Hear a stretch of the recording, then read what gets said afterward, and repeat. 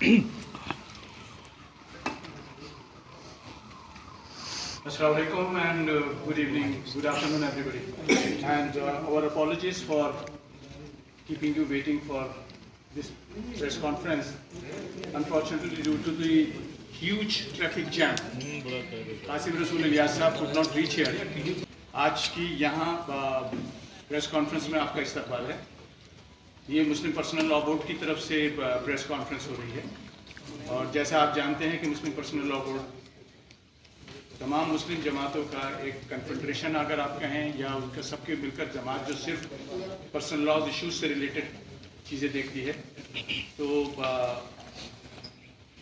ये मीटिंग दरअसल जहां होनी चाहिए थी वहां नहीं हो रही है और ये भी आप लोगों के लिए एक बड़ा क्वेश्चन मार्क भी है और आप लोगों के लिए एक it's a matter of concern also, because this is not relating to the Muslims or Hindus or anybody else.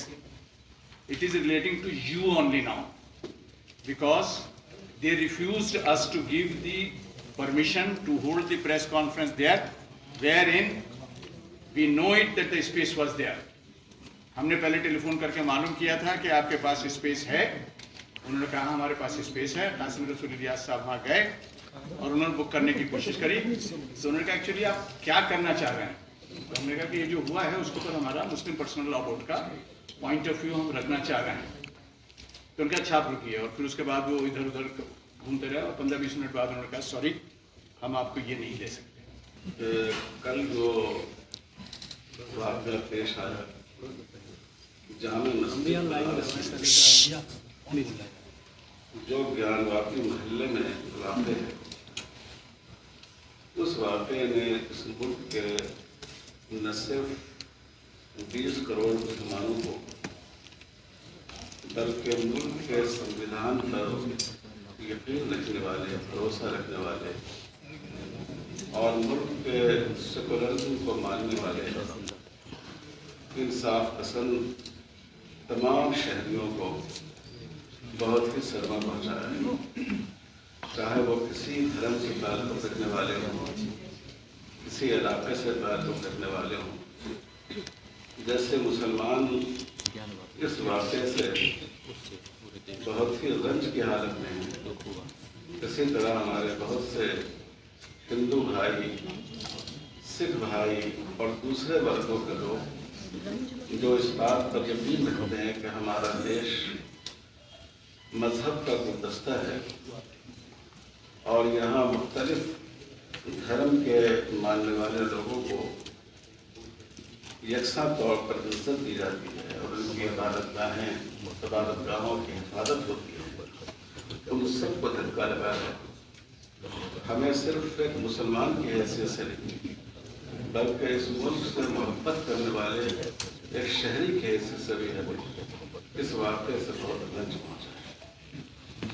ये जो बात कही जाती है ज्ञानवापी मस्जिद या बाद और मस्जिदों के सिलसिले में कि मुसलमानों ने किसी दौर में मस्जिद को गिरा कर मंदिर बनाया, मंदिर गिरा कर मस्जिद बनाई, ये बिल्कुल गलत है।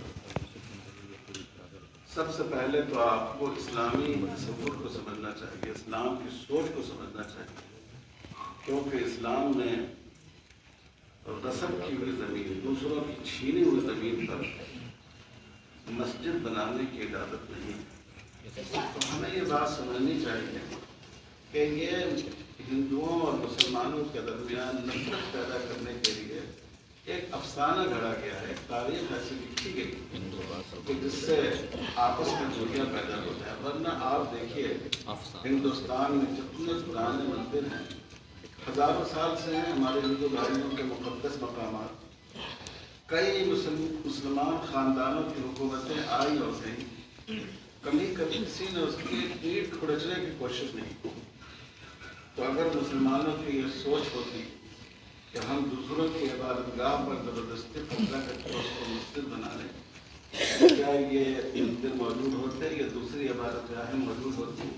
माज़ी में फैसला किया और उसने पूजा की इजाज़त दी, दूसरे फरीक को बहस का मौका नहीं दिया।